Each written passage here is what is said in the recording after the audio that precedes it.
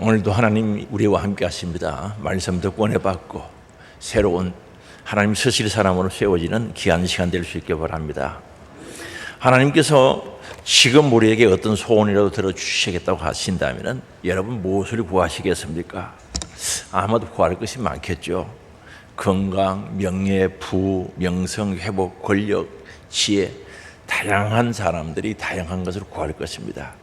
그런데 정말 많은 것들 중에 부, 명예, 행복, 권력, 지혜 중 어떤 것을 선택하면 좋겠습니까?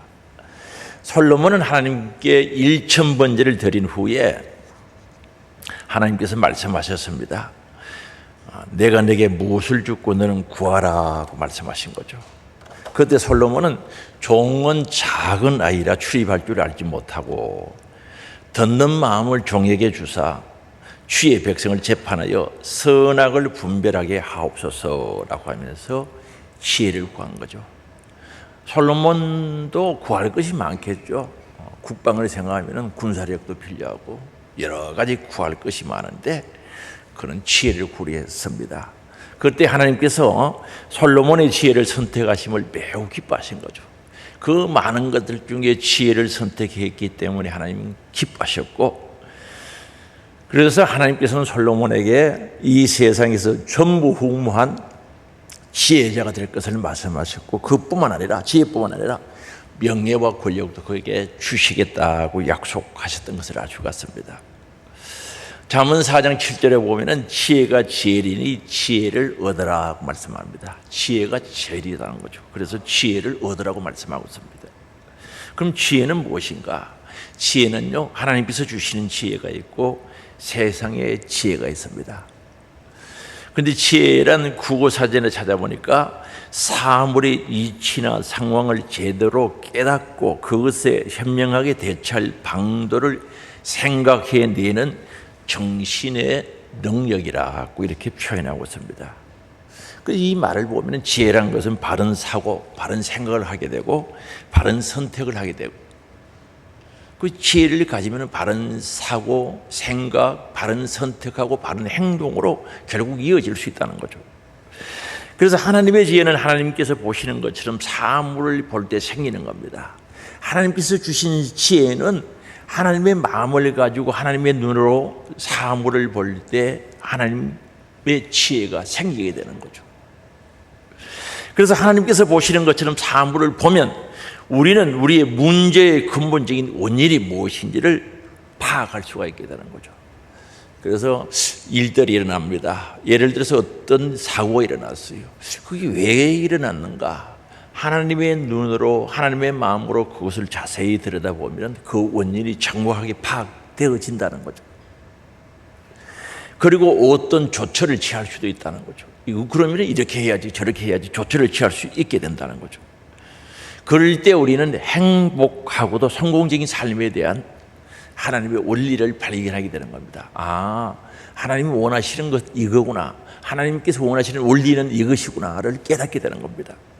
그래서 오늘 우리는 신앙생활하면서 올바른 사고를 해야 된다, 올바른 생각을 해야 된다는 거죠. 하나님께서 보시는 것처럼 사물을 보고 하나님의 마음으로 사물을 보고 또 바른 선택하기를 원한다면 우리는 먼저 올바른 사고, 올바른 생각을 해야 된다는 것을 잊어버리면 안 됩니다. 그래서 이 사고란 말은 무엇을 헤아리고 판단하고 궁리함을 의미하는데, 사고란 말은 생각할 사자, 생각할 고자인데 무엇을 헤아릴 수 있는, 그리고 어떤 것을 판단할 수 있는, 궁리할 수 있는 생각을 가리켜서 사고라고 이야기하죠. 그래서 오늘 우리는 이 생각이 굉장히 중요하죠. 그 사람의 생각이 그 사람이라고 잠언 23장 7절에 말씀하고 있거든요. 대저 그 마음의 생각이 어떠하며 그 이인도 그러한적이라고 말합니다. 자주 이야기합니다만 여기 꿀이 있는데 이 꿀 먹으라라고 줘요. 누구야 꿀 먹으라 그래도 내 마음속에 줄 마음이 없으면 그거 주는 게 아니다는 거죠. 그래서 우리의 생각은 그 사람의 인격이 될 수도 있다, 신앙의 인격이 될 수도 있다는 겁니다. 그러므로 우리는 우리의 사고가 매우 중요합니다. 내 생각이 굉장히 중요하다는 거죠. 우리의 생각은 우리의 행동과 감정을 결정하게 됩니다. 그리고 우리의 잘못된 사고를 받아들이면 잘못된 행동을 하고 감정을 가지게 되는 거죠. 그래서 우리는 잘못된 사고를 받아들임으로 말미암아 잘못된 감정을 가질 때가 꽤 많은 거죠. 그래서 분노하고 섭섭해하다고 하는 거죠. 아니, 잘못된 생각을 통해서 잘못된 감정이 왔는데도 본인은 전혀 그것을 모르는 거죠. 마귀는 아담과 하와를 속이려고 거짓말하지 않습니까? 원래 하나님께서는 선악을 알게 하는 과일은 먹지 못하게 했던 거죠. 그래서 창세기 2장 17절에 보면은 선악을 알게 하는 나무의 열매를 먹지 말라. 너가 먹는 날에는 반드시 죽으리라. 개정판에는 정령이 죽는다 그랬어요. 먹으면 반드시 틀림없이 죽는다는 거죠. 그러나 마귀는 절대 죽지 않는다고 거짓말하는 거죠. 그뿐입니까? 거기다 더 못해서 거짓으로 유혹을 하는데 창세기 3장 4절에 보면은 뱀이 여자에게 이르되 너희가 결코 죽지 아니하라. 먹어도 결코 안 죽는다는 거죠. 그리고 5절입니다. 너희가 그것을 먹는 날에는 너희 눈이 밝아져 하나님과 같이 되어 선악을 알 줄 하나님이 아심이라. 거짓말하고 보태가지고 이제 하와에게 이야기를 한 거죠. 하와는요, 마귀가 이야기하는 그 거짓말 받아들이게 되는 거죠. 하와는 마귀 말에 속아서 그 금단의 열매, 선악과의 열매를 먹음으로 하나님과 같이 되는 줄 알고 눈이 밝아지는 줄 알고 생각했던 거죠. 잘못된 생각을 집어넣으니까 그걸 받아들여서 자기 생각으로 만들었다는 거죠. 잘못된 생각을 가지게 된 거죠. 그래서 이 잘못된 생각이 잘못된 행동을 가져오게 되었습니다. 즉 선악을 알게 하는 과일을 따먹는 행동을 하게 되는 겁니다. 이건 불순종 행위죠. 아담 역시 마찬가지죠. 선악과를 주면 하나님이 먹으면 죽는다 그랬다, 안 먹는다 그래야 되는데 받아들이는 거죠. 불순종한 거죠. 그리고 그건 어떻게 됩니까? 잘못된 생각을 가지고 잘못된 판단과 행동을 통해서 결정을 하고 그 행위를 한 이후에 정말 그들이 그렇게 되었습니까? 눈이 밝아지긴 밝아지는데 잘못 밝아졌죠. 하나님과 같이 되긴 뭘 같이 되었습니까? 마귀에게 참 무서운 거죠. 그래서 잘못된 행위를 통해서 두려움이 온 거죠. 수치스러움이 온 거죠. 전에는 옷 보고 살아도 아무 이상 없는데 보니까 옷을 벗었어요. 눈이 밝아지긴 밝아지는데 신령한 눈이 밝아진 게 아니라 잘못 밝아진 거죠. 그래서 무화과 잎으로 몸을 가리는 거죠. 두려움 때문에 동산 숲속에 숨었습니다. 하나님이 말씀합니다. 아담아 너 어디 있느냐? 부스섬으로 동산 숲속에 숨어있다. 아니 전에는 벗고 살았는데 왜 갑자기 그런 생각을 합니까? 두려움 때문에 동산 숲속에 숨었다는 거죠. 그래서 이 마귀는요, 뱀은 잘못된 사고를 넣어준 거죠. 하와는 그걸 먹으면 하나님과 같이 되고 눈이 밝아질 줄 생각하게 되고 그 생각은 결국 행동으로 옮겨지고 결국 그들은 에덴에서 쫓겨난 사실에 대해서 우리가 알 수 있지 않습니까? 그럼 이 잘못된 사고는 어디서 오는가? 잘못된 사고는 마귀와 그 권세 아래에 있는 경건하지 못한, 올바르지 못한 세상으로부터 온다는 사실을 알아야 됩니다. 다시 말하면 공중권세 잡은 마귀에서부터 잘못된 사고가 오게 되는 거죠. 에베소서 2장 2절에 말씀합니다. 그때 너희는 그 가운데서 행하여 이 세상 풍조를 따르고 공중의 권세 잡은 자를 따라서니 곧 지금 불순종의 아들들 가운데 역사하는 영이라는 거죠. 그때 예수 믿기 전에, 하나님을 알기 전에, 하나님을 왕으로 모시기 전에 너는 그 가운데 행하여 세상 풍조를 따랐다. 세상이 하는 대로 살았다는 거죠. 그리고 공중권세, 세상의 권세를 잡은 마귀를 따랐다는 거죠. 지금도 그 영은 불순종하는 자들 가운데 역사하는 영이라고 이야기합니다. 여러분 교회 다녀도 불순종하면 그 영이 역사하는 거예요. 그래서 이 마귀의 체제는 뭡니까? 마귀가 지배하고 가지게 하는 생각들은 자만이죠. 스스로 교만해지는 거죠. 정욕, 색욕을 가리키는 거죠. 이성의 문제죠. 탐욕이죠. 이기심에 그 바탕을 두고 있다는 거죠. 그래서 이 세상은 하나님께서 주시는 지혜와 분명히 산방되어지는 사실을 잊어버리면 안 된다. 다시 말하면 하나님 주시는 지혜와 세상 지혜는 충돌되어지고 같이 갈 수 없고 하나가 될 수 없다는 거예요. 틀릴 수밖에 없다는 거예요. 맞지 않다는 거죠. 그래서 하나님 말씀 성경이 이렇게 말씀하고 있습니다. 그러므로 세상 지혜를 받아들이지 말라는 거죠. 심는 대로 거둔다고 갈라디아서 6장 7절에 말씀하고 있는 겁니다. 스스로 속이지 말라. 하나님은 업신여김을 받지 아니하시나니 사람이 뭐로 심든지 그대로 거둔다고 말씀하고 있습니다. 그래서 우리는 정말 하나님 주신 지혜를 가지고 사느냐 그렇지 않느냐가 굉장히 중요하다는 겁니다. 요한일서 2장 16절에 이는 세상에 있는 모든 것이 육신의 정욕과 안목의 정욕과 이생의 자랑이니 다 아버지께로부터 온 것이 아니요 세상으로부터 온 것이라고 분명히 말씀하죠. 육신의 정욕, 눈으로 보는 그 정욕, 정욕의 눈으로 보는 모든 세상, 이생의 자랑. 이 세상의 자랑은요 자기 자랑부터 나오는 거죠. 이건 하나님 아버지께로부터 온 것이 아니고 세상으로부터 온 것이라고 분명히 우리들에게 일러주고 있는 거죠. 그래서 오늘 우리는 신앙생활하면서 이 세상 지혜를 받아들이지 말아야 되는 거죠. 우리는 세상에 살기 때문에 끊임없이 세상의 사고와 관념과 견해와 가치관을 접하고 있다는 거죠. 우리가 살고 있는 곳은 세상이기 때문에 세상의 사고, 관념, 견해, 가치관하고 늘 부딪히고 또한 접하고 살아가고 있다는 사실이죠. 그럼 이런 것들은 마귀의 세상 체제로부터 오는 것이기 때문에 잘못된 것이라는 거죠. 다시 말하면 세상이 주는 사고, 가치관은 우리 기독교의 가치관과 하나님 주신 지혜와는 맞지 않다는 겁니다. 그래서 하나님의 지혜와는 절대 맞지 않습니다. 그래서 세상의 가치관, 세상의 사고, 관념, 다시 말하면 세상의 지혜를 가지고 신앙생활하면 늘 힘들어지는 거죠. 하나님께서 주시는 지혜하고는 맞지를 않아요. 부딪히게 되는 거예요. 그래서 부담스러워하게 되고 야 신앙생활이 힘든다, 어렵다 그렇게 되어질 수밖에 없는 거예요.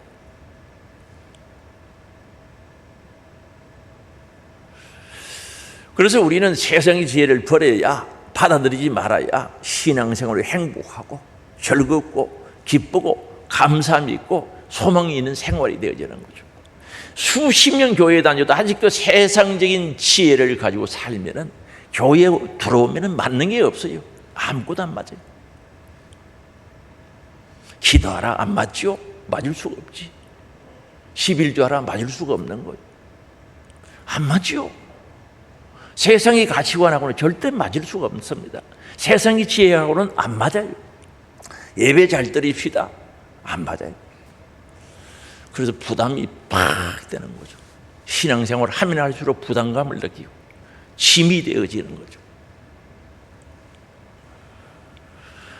세상 지혜를 받아들이면 잘못된 사고와 잘못된 행동 그리고 잘못된 감정으로 이끌림을 받을 수밖에 없다는 거죠. 그럼 세상의 지혜는 어떤 것들입니까? 몇 가지만 말씀드리면 오늘을 위해서 살려고 하는 거죠. 자기를 위해서 살려고 하는 거죠. 일생을 사는데 먹고 즐기자는 거죠. 그래서 우리 옛날 노래 보면 노세 젊어서 노세 그 노래 요즘은 잘 안 부르지요. 노세 젊어서 놀자는 거죠.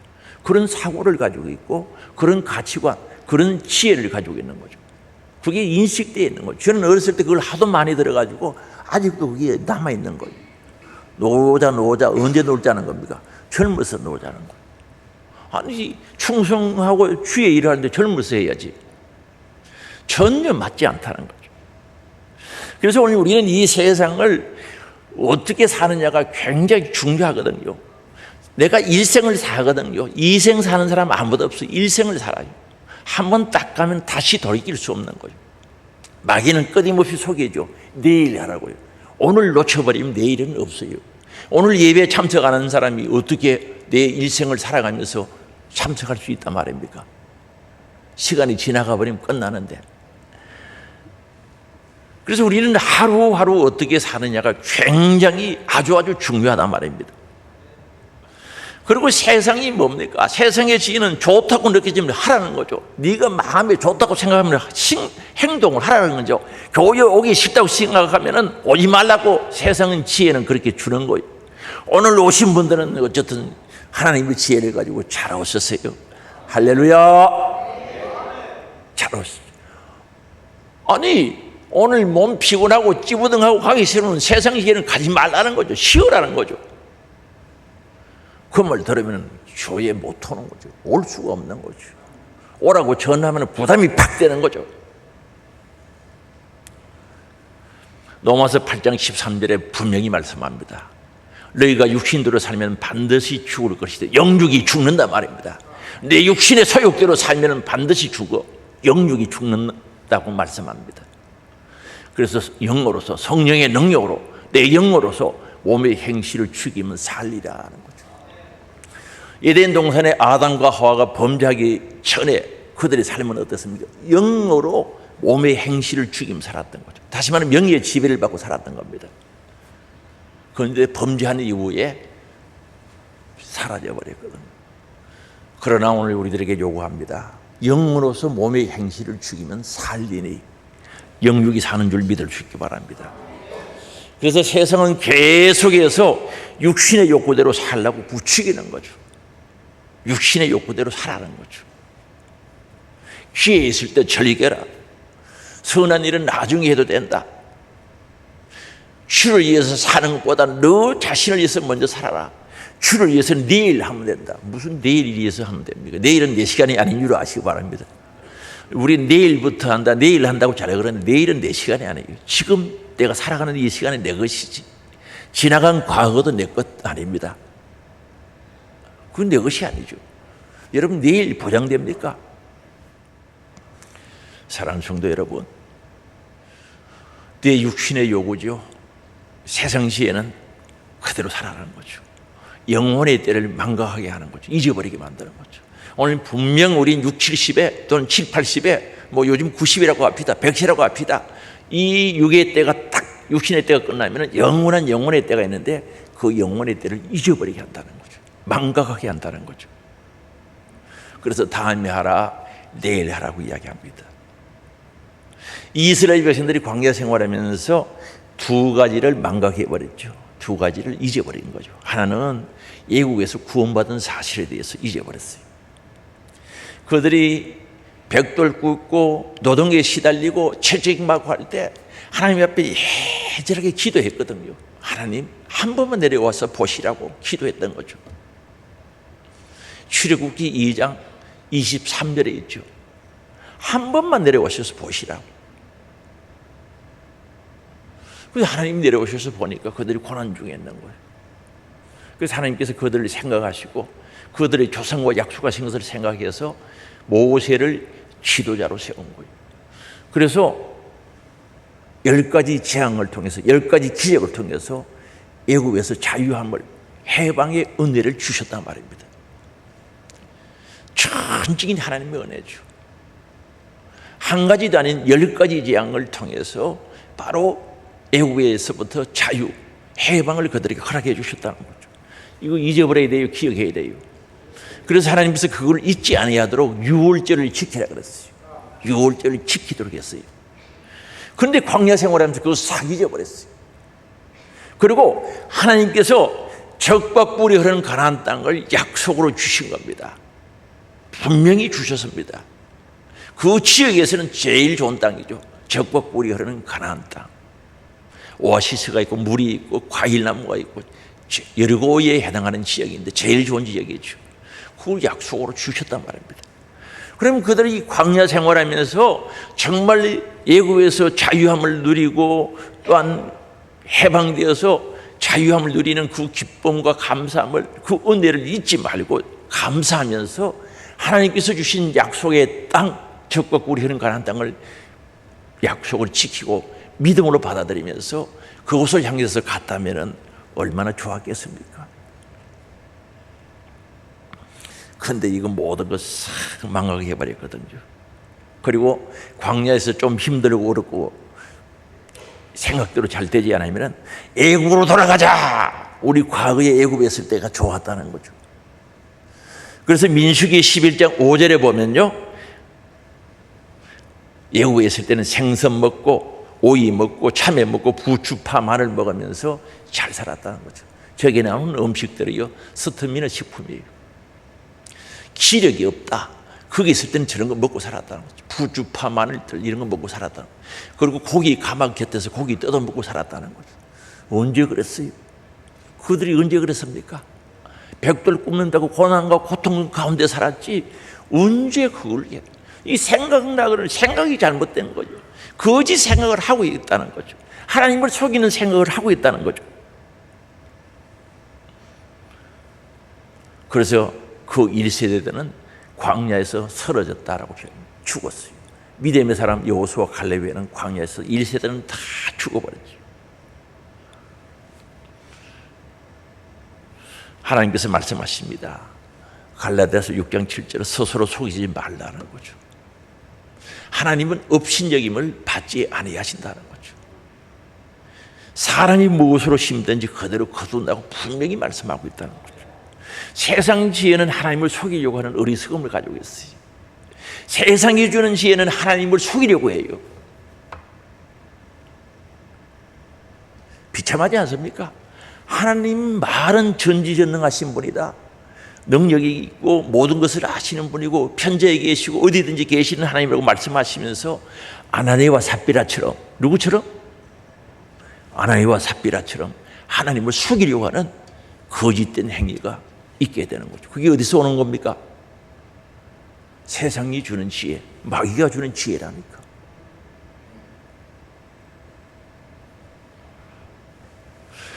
그래서 우리는 여기서 분명히 알아야 되는 것은 세상의 지혜는 현세에서든지 내세에서든지 죄값에 대한 무시무시한 대가를 반드시 치르게 된다는 사실을 간과해서는 안 된다는 거죠. 잊어버리면 안 된다는 거죠. 죄의 값은 이 땅에서 아니면 다음 세대, 내세에서 반드시 거기에 대한 대가를 치러야 된다는 사실을 잊어버리면 안 된다는 거죠. 그래서 오늘 우리는요, 행위에 있어서 선택권이 있어요. 모든 것을 선택할 수 있는 선택권이 있는 것이 아니라 죄를 짓고 짓지 않고 하나님의 말씀을 순종하고 순종하지 아니하고 선택권이 있어요. 그러나 그 결과에 대해서는 본인이 책임을 져야 된다는 거죠. 피할 수가 없다는 사실을 알아야 돼요. 본인이 책임을 지게 돼 있다는 거죠.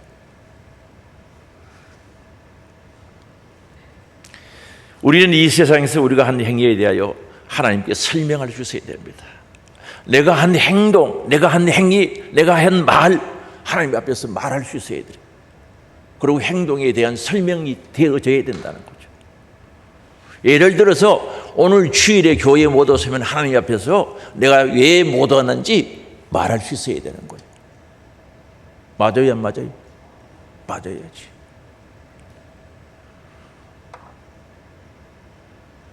분명히 우리는 내가 하는 행동에 대해서 하나님 앞에 말씀드릴 수 있어야 되는 거예요. 언젠가는 우리가 이 세상에서 한 행위에 대하여 심판받기에 하나님 앞에 서야 된다는 것. 그래서 요한계시록 20장에 보면 흰보자 심판이라고 하죠. 그 보자 심판, 흰보자 심판, 백보자 심판이라고 이야기를 하죠. 그 책이 두 권 있죠. 생명의 책과 행위의 책이 있는 거죠. 기록된 대로 심판받게 되어 있다는 거죠. 성경은 우리에게 분명히 가르쳐 줍니다. 히브리서 9장 27절, 한 번 죽는 것은 사람에게 정해진 것이 그 후에 심판이 있느니라. 반드시 심판이 있다는 거죠. 그래서 하나님께서는 우리들이 하나님의 지혜를 가지고 살기를 원하시는 거죠. 오늘 오신 분들 있죠. 하나님 사랑하시잖아요. 여러분들도 하나님 사랑하시죠? 하나님의 지혜를 가지고 살기를 원하시고 계시단 말입니다. 하나님께서 자기 자녀들요, 세상 사람들처럼 어둠 속에 사는 것도 원치 않습니다. 세상 지혜를 가지고 공중권세에 지배받는 자들 되지 않기를 원하는 거죠. 빛의 자녀이죠. 우리는 빛의 자녀라 그랬어요. 하나님께서는 우리들이 빛의 자녀답게 살기를 원하고 계시다는 거죠. 그래서 에베소서 5장 15절에 너희가 어떻게 행할지를 자세히 주의하여 지혜 없는 자같이 하지 말고 오직 지혜 있는 자같이 하려라고 말합니다. 오늘 우리 자세히 살펴서 지혜 없는 자처럼 살지 말라는 거죠. 하나님께서 주시는 지혜를 가지고 살아라는 거죠. 하나님은 그걸 원하시고 계시다 말입니다.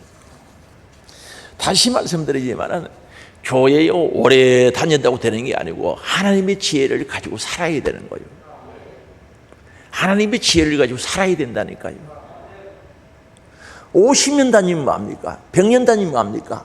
아직도 세상 지혜를 버리지 못하고 세상 지혜를 가지고 살면 그 감정이나 그 행위가 뻔하지 않습니까? 그럼 우리를 지혜롭게 할 수 있는 것이 무엇이겠습니까? 하나님의 존재를 인식해야 된다는 겁니다. 하나님이 살아계시다는 것을 확고하게 확실하게 믿어야 된다는 거죠. 잠언 9장 10절에 말씀합니다. 여호와를 경외하는 것이 지혜의 근본이요 거룩하신 자를 아는 것이 명철이라고 말합니다. 여호와를 경외하는 것이 지혜의 뿌리 근본이 된다는 거죠. 거룩하신 하나님을 아는 것이 명철. 명철은 지혜에서 나온 거죠. 분별력을 가리킵니다. 옳고 그름을 분별할 수 있는 것을 명철이라고 하죠. 하나님을 알 때, 거룩하신 하나님을 알 때 옳고 그름을 알게 되는 거죠. 먼저 해야 될 것과 나중에 해야 될 것 알게 되는 거죠. 귀한 것과 귀하지 않는 것 알게 되는 거죠. 중요한 것과 중요하지 않는 것 알게 된다는 거죠. 그래서 여호와를 경외한다는 것은 하나님의 임재 가운데 살고 있다는 것을 끊임없이 의식해야 된다는 거예요. 다시 말하면 여호와를 경외할 수 있는 사람이 어떤 사람인가? 내 안에 계신 하나님을 인정하고 의식하고 살아가는 사람이에요. 하나님이 나와 함께 하시다는 것을 알고 사는 사람, 그런 분들이 여호와를 경외하죠.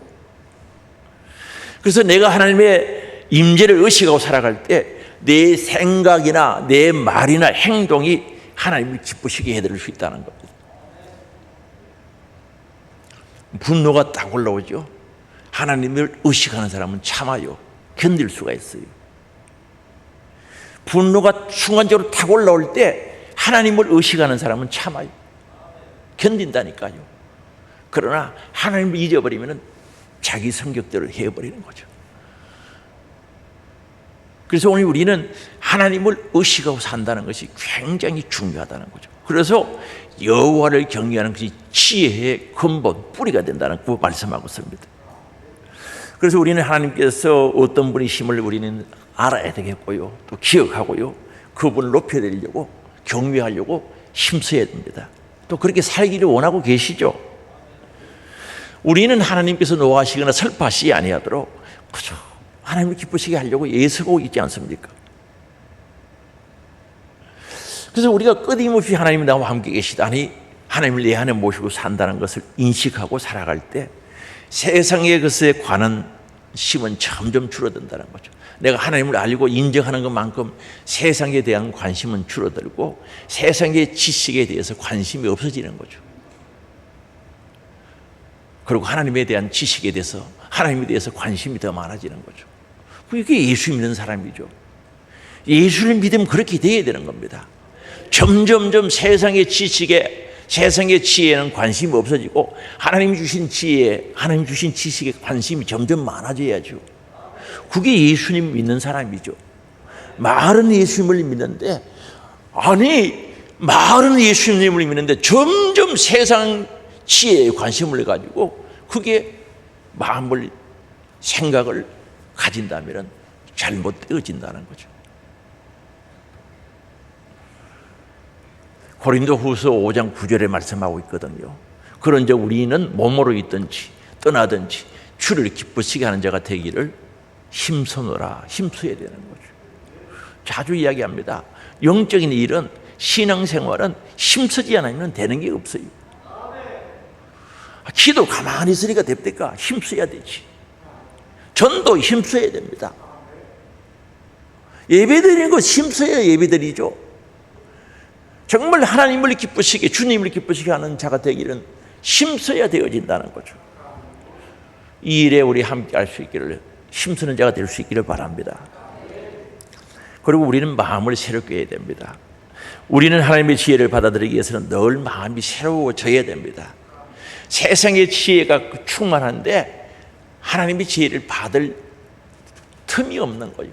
그래서 우리는 하나님 지혜를 받아들이기 위해서는 늘 마음을 새롭게 깨끗하게 비워놓아야 되는 거예요. 우리는 끊임없이 세상 지혜와 세상 풍조와 가치관에 접하게 되고 그걸 보게 되고 그걸 만나게 되죠. 그렇지만 우리는 과감하게 그걸 버리고 정말 하나님의 생각, 하나님의 가치관, 하나님의 지혜를 받아들여야 된다는 거죠. 그게 마음을 새롭게 하는 거죠. 사도 바울은요, 세상에서 귀하게 여기던 것, 명예, 지식, 부, 로마 시민권, 권력 다 가지고 있었어요. 그런데 예수님을 만나고 나니까 그것 아무 소용이 없는 거죠. 우리 예수님을 알고 예수님이 주시는, 하나님이 주시는 지혜를 받아들이는데 시장이 있고 걸림돌이 되거든요. 그래서 배설물처럼 버렸다는 거죠. 하나님을 아는 지식이 고상하기 때문에, 탁월하기 때문에 버렸다는 거죠. 싹 버린 거죠. 그건 버렸다고 버린 건 아니죠. 사랑하는 성도 여러분, 사도 바울은 정말 오늘 우리가 가지고 싶은 세상의 지혜에서 최고의 것들을 배설물처럼 버릴 수 있었던 것은 그리스도 예수를 아는 지식이 탁월하기 때문에, 고상하기 때문에 그렇게 했다는 겁니다. 다시 말하면 하나님께서 주시는 지혜로 사는 것이 가장 행복하고 복받는 길이기 때문에 그렇게 했고 힘썼던 것을 알 수가 있습니다. 로마서 12장 2절의 말씀합니다. 너희는 이 세대를 본받지 말고 오직 마음을 새롭게 함으로 변화를 받아 하나님의 선하시고 기뻐하시고 온전하신 뜻이 무엇인지 분별하도록 하라고 말씀합니다. 여기 보면 마음을 새롭게 함으로라고 말합니다. 완전히 추리한 상태, 세상의 지혜를 다 몰아내버리고 깨끗하게 비운 상태, 새롭게 함을 받아라고 말씀하고 있습니다. 그리고는 그 안에다 하나님께서 주시는 지혜, 하늘의 지혜를 충만하게 채워야 되겠죠.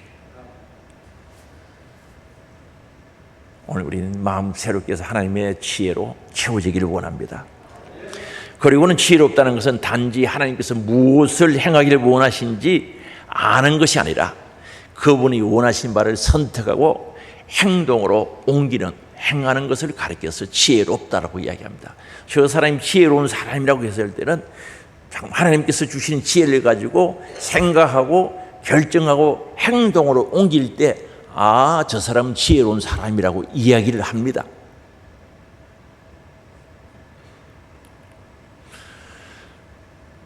그래서 오늘 우리는 하나님의 길을 선택하고 행하면 커다란 보상을 받게 되고 또한 우리는 이 일을 알고 행해야 되겠죠. 그래서 요한복음 13장 17절에 너희가 이것을 알고 행하면 복이 있으리라고 말씀합니다. 이게 무슨 말입니까? 다른 사람들의 발을 씻어주는 것 있죠. 알고 행하면 복이 있는 거죠. 왜 발을 씻어줘야 되는지, 왜 그들의 발을 닦아줘야 되는지, 종들이 하는 그 일을 왜 해야 되는지 알고 행하면 복이 있다는 겁니다. 모르고 행해봐요. 내가 왜 종의 일을 합니까? 내가 왜 남의 종입니까? 발 닦아줄 마음이 안 일어나죠. 교회는 서로 발을 닦아주는 교회가 되어야 종교회가 되는 겁니다. 그 종이 하는 겁니다. 아무나 종이 하는 일을 할 수 있습니까? 하나님께서 주시는 지혜를 가질 때 그 일을 할 수 있는 거죠. 그래서 알고 행하면 복이 있으리라고 말씀하고 있습니다. 알고 행해야 된다는 거죠. 그래서 오늘 우리 하나님께서 주신 지혜를 가지고 살아가고, 알고 살아가야지. 알고 행하고 알고 실천하고 살아가야 되는 겁니다. 그럼 하나님으로부터 오는 지혜는 뭡니까? 야고보서 3장 17절에 보면은 오직 이로부터 난 지혜는, 하나님으로부터 오는 지혜는 첫째 성결하고 깨끗하다는 거죠. 다음은 화평하고, 그 다음에 관용, 널리 너그럽게 용서할 줄 아는 관용하고, 양순하고, 선하며 긍휼을 베풀고, 그 다음에요 선한 열매가 맺히게 되는 거죠. 선한 열매가 가득한 거죠. 선한 열매가 있어야지. 악한 열매가 아닌 선한 열매가 가득하고 평령과 거짓이 없나니. 18절 화평하게 하는 자들은 화평으로 심어 의의 열매를 거둬들인다는 거죠. 의의 열매를 거둬들. 하나님 기뻐하시겠죠. 이게 전부 하늘로부터 온 지혜라고 분명히 말씀하고 있습니다. 그래서 내가 신앙생활하면서 행복해지는 비결, 그리스도인들이 행복해지는 비결은 내 모든 삶을 하나님께서 하시도록 나를 맡겨드릴 때 행복해지는 겁니다. 내 생각도 내 계획도 모든 삶도 하나님께 맡겨버릴 때 행복해지는 거죠. 그리고 바른 삶을 살 수 있고 올바른 길을 갈 수 있고 오늘 말씀처럼 의의 열매를 거두어들일 수가 있는 겁니다. 그러할 때요, 단번에 나의 모든 삶은 하나님의 지혜를 따라 살아갈 수가 있는 거죠. 그 나를 포기하고 나를 부인하고 나를 버리고 정말 하나님의 지혜를 가지고 살겠다고 맡겨버릴 때 되어진다는 거죠. 그게 믿음이죠. 그래서 우리는 예수를 믿는데 그런 믿음은 없다. 좀 뭐가 이상해요. 예수는 믿는다고 하는데 그런 믿음이 없으니까 이상하지 않습니까? 잘 알아요. 하나님은 전지전능하신 분이고 하나님 생각은 우리보다 뭐 비교도 안 되고 하늘과 땅 차이라 모든 것 많이 알아요. 아는 데서 그치지 말고 믿음으로 말미암아 맡겨야 돼. 그리고 하나님의 지혜를 따라 살아가야 되는 거죠. 그럴 때 행복합니다. 감사 넘칩니다. 열매가 있습니다. 소망이 있습니다. 그래서 오늘 우리가 예수님을 하루를 믿었던 100년을 믿었던 10년을 믿었던 정말 하나님의 지혜를 가지고 살아간다면 얼마나 행복하겠습니까? 한번 물어보고 싶습니다. 여러분 신앙생활에 행복합니까? 예배당에 안 나오면 하나님께서 막 그냥 이해하고 들어서 볼때기라도 한 대 때릴 것 같아서 두려워서 나오지는 않습니까? 하나님께서 막 그저 심판할 것 같아서 두려워서 나오는 건 아니죠.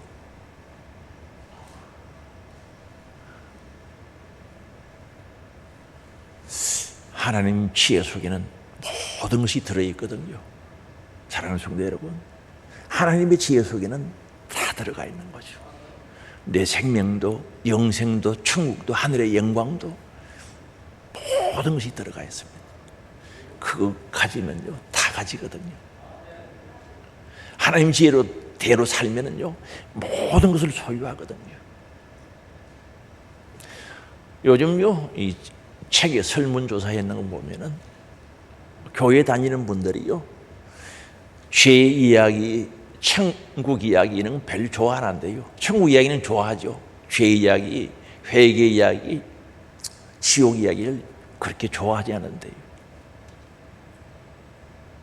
그런 것 이야기랑 부담스러워한대요. 그런 교회를 싫어한대요.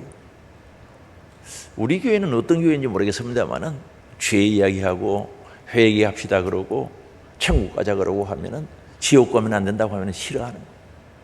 여러분 어떻습니까? 회개하지 않고 천국 가는 길이 있습니까? 회개하지 않고 죄 사함 받는 길이 있습니까? 회개하지 않는 죄인이 천국 가는 길이 있습니까? 성경은 절대 없어요. 하나님께서 주시는 지혜는 그걸 분명히 우리에게 가르쳐주고 있거든요. 오늘 우리는요 연수곡 봐도 눈물이 나요. 감동이 되잖아요. 제가 어렸을 때 초등학교 다닐 때도 그렇고 중학교 때도 웅변하는데 몇 번 따라가 봤어요. 가보니까 그때 당시 주로 6.25를 많이 가지고 6.25 때 보면 웅변대회 한데 가면 상기하자 6.25 하고 뭐 우리 국민들이 구인들 죽은 이야기하고 하면 눈물이 막 나요. 얼마나 설득력 있게 7분 동안 하죠. 웅변은 감동이 되는 거예요. 감동. 그런데 그거 좋아요. 눈물 나요. 연속 보면 눈물 나요. 그런데 그게 영생이 있습니까? 천국이 있습니까? 소망이 있습니까? 능력이 있습니까? 그게 무슨 하나님을 만납니까? 하나님의 지혜 속에 하나님이 계시고 하나님의 은혜가 있고 하나님의 사랑이 있고 하나님께서 주신 복이 있고 천국이 있고 영생이 있고 소망이 있는 줄 믿을 수 있기 바랍니다. 그래서 우리는 하나님께서 오는 지혜를 구해야 된다는 거죠. 하나님의 지혜는요 가만히 있는데 오더라. 그거 뭐 부분적으로 올 수는 있지만 아니에요. 삼하고 찾고 구해야 된다는 거죠. 아니 영적인 일이 가만히 뭐 여름에 더워가지고 아저씨 그럼 한 통 먹고 베개 비고 에어컨 밑에서 주무시다가 하나님 은혜를 받았다. 누가 들어봤습니까? 그런 얘기? 힘써야 돼요. 절대 사모해야 된다는 거죠. 그냥 되어지는 게 아닙니다. 사모하고 힘쓰고 기도하고 구하고 해야지. 저 멀리요 산에 등산하는데 거기서 하나님 만났다. 난 들어본 적이 없어요. 오늘 우리 지혜는요, 하나님께서 주시는 지혜는 말씀 안에서 찾고 사모하고 구해야 됩니다. 그래서 오늘 야고보서 1장 15절에 말씀합니다. 너희 중에 누구든지 지혜가 부족하거든 모든 사람에게 후히 주시고 꾸짖지 아니하시는 하나님께 구하라. 그리하면 주시리라고 말씀합니다. 여기에 보면은 너희 중에 누구든지 지혜가 부족하거든, 하나님으로부터 오는 지혜가 부족한지 알아야지. 나는 하나님으로부터 오는 지혜가 부족한지, 아니면 세상 지혜가 충만한지 이걸 알아야 돼요. 사랑하는 성도 여러분, 저도 포함됩니다만 하나님으로부터 오는 지혜가 충만합니까? 아니면 세상 지혜가 충만합니까? 너희 중에 누구든지 지혜가, 하나님께로부터 오는 지혜가 부족하거든 모든 사람에게 후히 주시고 꾸짖지 아니하시는 하나님께 구하라. 그리하면 주시리라고 말씀하고 있습니다. 잠언 3장 5절에 말합니다. 너는 마음을 다하여 여호와를 신뢰하고 너 명철을 의지하지 말라는 거죠. 세상 명철을 의지하지 말라. 분별력을 가리키는 거죠. 6절에 너는 범사의 그를 인정하라. 하나님을 인정하라. 그리하면 너의 길을 지도하시리라. 범사의 그를 인정한다는 건 범사에 맡기라는 거죠. 오늘 하나님의 지혜를 가지고 사는 사람들은 모든 것을 하나님께 맡기는 사람, 하나님을 인정하는 사람들입니다. 우리는 날마다 순간마다 최선의 최고의 선택을 할 수가 있어야 되겠죠. 선택하는 것은 쉽지는 않죠. 오래전에 가전회사에서 광고 문짝이 있죠. 순간의 선택이 10년을 좌우한다고 광고한 적이 있습니다. 오늘 우리는 매일 매 순간마다 선택을 해야 돼요. 최고의 선택, 최상의 선택, 최선을 선택해야 되는 거죠. 그게 뭡니까? 끊임없이 하나님의 지혜를 구하고 하나님의 지혜를 가지고 살아가기를 원하는 자, 그분은 틀림없이 하나님께서 책임지고 인도해 가시지 않겠습니까? 인도해 가신다고 약속하고 있거든요. 그래서 오늘 우리 신앙생활이 어려운 게 없어요. 내 세상 지혜를 가지고 하니까 어려운 거요. 힘든 겁니다. 내 세상 지혜를 가지고 하나님의 말씀과 맞춰보면 안 맞거든요. 그래서 힘드는 거예요. 예배드리는 것도 힘들고, 주일 성수하는 것도 힘들고, 11조 하는 것도 힘들고, 기도하는 것도 힘드는 거죠. 맞을 수가 없어요. 맞으면 예수 믿을 필요 없죠. 성경이 이야기하는 하나님의 지혜와 세상 지혜가 똑같으면 뭐 예수 믿을 게 있습니까? 그냥 살다가 죽으면 되지. 절대 같을 수가 없어요. 그러니 내 안에 세상 지혜를 가지고 사니까 갈수록 태산해져. 처음 믿을 때보다 점점 힘들어지고 점점 신앙생활 어려워지는 거죠. 이거 어떻게 해야 돼요? 어떻게 하면 좋겠습니까? 세상 지혜를 버려야 됩니까? 하나님의 지혜를 버려야 됩니까? 세상 지혜를 과감하게 버려야 돼요. 과감하게 버려야 되는 거죠. 배설물처럼 버리기를 원합니다. 사도벌처럼 버리기를 원합니다. 하나님의 지혜를 가져야 되는 거죠. 그건 다 들어가 있는 거죠. 여러분, 하나님 만났을 때 오는 그 기쁨, 여러분 얼마나 좋은지 아십니까? 저는 처음 하나님 만났을 때요, 춤췄어요. 남이 어떻게 생각하든 너무 좋아가지고.